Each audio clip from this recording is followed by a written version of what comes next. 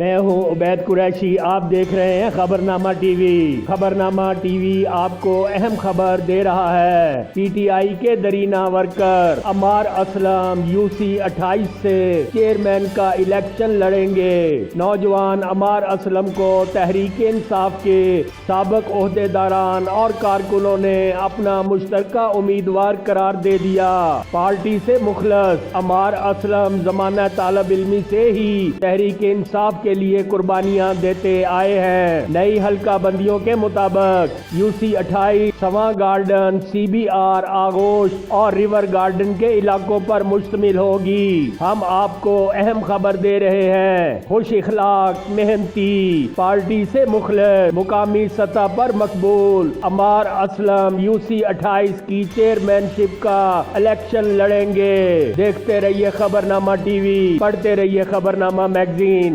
عکاسی راجہ ساجد، ہمارا channel subscribe کیجئے۔ شکریہ۔